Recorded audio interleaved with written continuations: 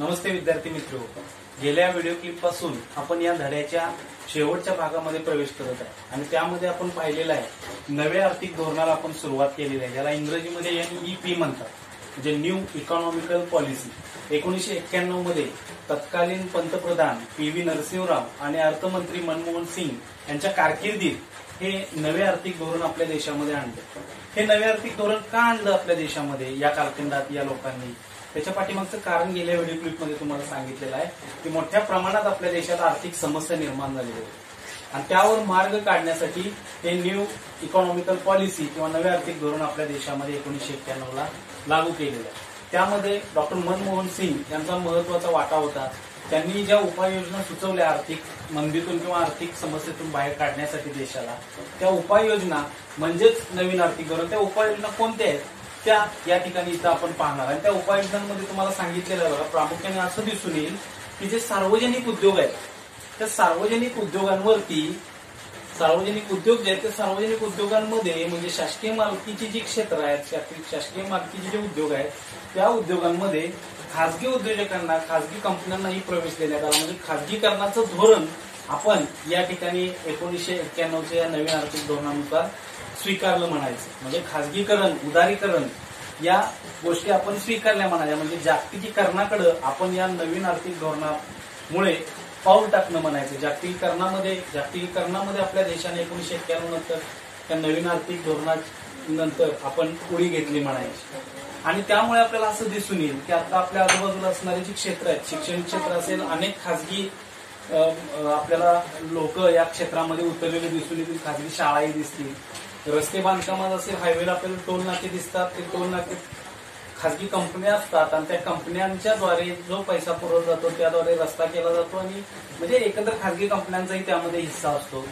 तसंच आपल्याला सार्वजनिक वाहतूक व्यवस्था असेल, बँकिंग व्यवस्था असेल, अशा अनेक सार्वजनिक क्षेत्रांमध्ये खासगी उद्योजक, खासगी भांडवलदार किंवा भांडवलदार यांचा त्या ठिकाणी सहभाग असलेला आपल्याला दिसून येतो। या उपाययोजना राबवल्या गेल्या ज्याच्यामुळे आपल्या देशाची आर्थिक व्यवस्था, अर्थव्यवस्था जी आहे ती प्रगती पथावरती आलेली आहे। पान नंबर 21 वरती तुम्हाला त्याची माहिती सांगितलेली आहे। त्याचबरोबर NSE जे आहे, नॅशनल स्टॉक एक्सचेंज जे दिल्लीला आहे, त्याच्यावर नियंत्रण ठेवण्यासाठी सेबीची सुद्धा स्थापना, म्हणजे शेअर मार्केट जे आहे त्या शेअर मार्केटवरती नियंत्रण ठेवण्यासाठी 1992 मध्ये सेबीची सुद्धा स्थापना करण्यात आलेली आहे, ज्याच्याद्वारे NSE जे म्हणजे नॅशनल स्टॉक एक्सचेंज, तुम्हाला त्या पॉइंट मध्ये ती ओळ दिसेल शेवटी, नॅशनल स्टॉक एक्सचेंज म्हणजे NSE जे दिल्लीमध्ये असतं शेअर मार्केट, त्याच्यावरती नियंत्रण ठेवण्यासाठी सेबीची स्थापना करण्यात आली।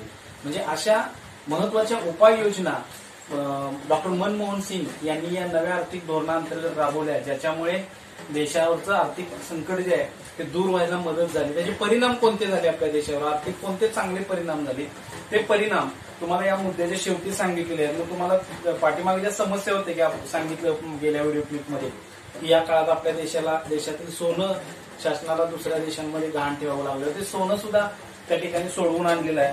पुस्तकामध्ये तुम्हाला ते सांगितलेलं आहे बघा, इंग्लंडच्या बँकेमध्ये त्या ठिकाणी सोनं गहाण ठेवलेलं होतं, ते सोडवून आणलं। त्याचबरोबर देशात दूरसंचार क्षेत्र सरकारनं खुलं केलं खासगी भांडवलदारांना। त्यामुळे आपल्याला असं दिसून येईल की 1991 नंतर मोठ्या प्रमाणात मोबाईल, टेलिव्हिजन या क्षेत्रांमध्ये खासगी कंपन्या, खासगी उद्योजक मोठ्या प्रमाणात उतरले दिसून येतील 1991 नंतर, कारण दूरसंचार क्षेत्र जे आहे ते NEP नुसार खुलं करण्यात आलेलं आहे आणि या पद्धतीने ह्याचे परिणाम आपल्या देशावरती जे आहेत ते चांगले झाले आणि देशाच्या आर्थिक विकासाला चालना मिळाली। अशा या उपाययोजना या ठिकाणी इथं सांगितलेल्या आहेत।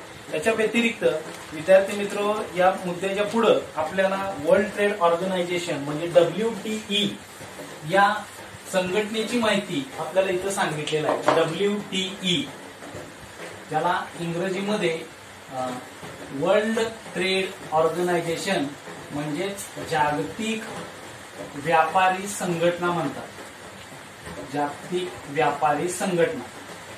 याची माहिती पुढे तुम्हाला सांगितलेली आहे पान नंबर 21 वरती धड्याच्या शेवटी। WTO म्हणजे जागतिक व्यापार संघटना 1991 नंतर, तुम्हाला पुस्तकामध्ये तिथं सांगितलेलं आहे 1991 नंतर आपण जेव्हा नवे आर्थिक धोरण स्वीकारलं, सुरू केलं आपल्या देशामध्ये, त्याच वेळेला पी.व्ही. नरसिंहराव सरकारने 1993 मध्ये WTO या व्यापारी संघटनेमध्ये आपल्या देशाला सहभागी केलं. म्हणजे WTO वरती आपण सह्या केल्या, स्वाक्षऱ्या केल्या आणि आपण त्याचे सदस्य झालो जागतिक व्यापारी संघटनेचे. या WTOलाच 1991 अगोदर गॅट नावानं ओळखलं जात होतं, general agreement of trade and tariffs and trade. तुम्हाला पुस्तकामध्ये इथं तुम्हाला त्याचं नाव सांगितलेलं आहे. या जागतिक व्यापारी संघटनेचा आपण सदस्य झालो आणि त्या सदस्यत्वामुळे आपल्याला आंतरराष्ट्रीय बाजारपेठ त्या ठिकाणी खुली झाली व्यापारासाठी, आयात निर्यातीसाठी, ज्याचे चांगले परिणाम आपल्या देशावरती झाले आणि वेगवेगळ्या क्षेत्रांमध्ये आपल्या देशात सुधारणाही झाल्या. तुम्हाला पान नंबर 21 वरती शेवटी सांगितलेलं आहे पहा की आपल्या देशात दारिद्र्य रेषेखालील लोकसंख्येत घट झाली, बालमृत्यूच्या प्रमाणात घट झालेली आहे, पिण्याचे पाणी, सांडपाणी या बाबतीत सुधारणा आपल्या देशामध्ये मोठ्या प्रमाणात झाल्या म्हणायच्या WTOचं आपण सदस्य झाल्यापासून. कारण आपल्या देशाचा व्यापार वाढला आणि एकंदर देशाची प्रगती झाली म्हणायची. या पद्धतीनं WTOची माहिती शेवटी तुम्हाला सांगितलेली आहे. आता या धड्याचा हा शेवटचा भाग आहे आणि इथं हा धडाही संपतोय. त्या धड्याच्या संदर्भात गेल्या 4-5 दिवसांमध्ये एक जवळजवळ 3-4 व्हिडिओ क्लिप तुमच्या पुढे मी प्रेझेंट केलेले आहेत. तर तुम्ही माझ्या युट्यूब चॅनलला जाऊन इयत्ता 9वी इतिहास या हेडिंग खाली वारंवार बघू शकता आणि या धड्याचा सराव करू शकता. आता हा धडा संपलेला आहे, याच्यावर तुम्ही काय करा, स्वाध्याय लिहा आणि स्वाध्याय लिहून त्याच्या कॉपी माझ्यापर्यंत सेंड करा. या पुस्तकातल्या धड्याचं वाचन करा, या मुद्द्यांचं वाचन करा आणि जर काही शंका असेल तर निश्चित फोन करून माझ्याशी संपर्क साधा. विद्यार्थी मित्र हो, इथून पुढे अनेक धडे, अनेक पाठ या पद्धतीनं आपल्याला गेल्या पुढच्या अनेक महिन्यांमध्ये पाहावे लागणार आहेत आणि वेळेच्या मर्यादेमुळे काय करावं लागतं, थोडक्यात इथं प्रेझेंटेशन तुमच्या पुढे पोहोचवावं लागतं. तर तुम्ही त्या मुद्द्यांचं वाचन करा आणि वाचन करून प्रश्नांची उत्तरे लिहा आणि स्वाध्याय लिहून आमच्याकडे सेंड करा. आणि या संदर्भात काही शंका असेल तर निश्चित माझ्या संपर्क साधा. व्हिडिओ पुन्हा पहा. धन्यवाद.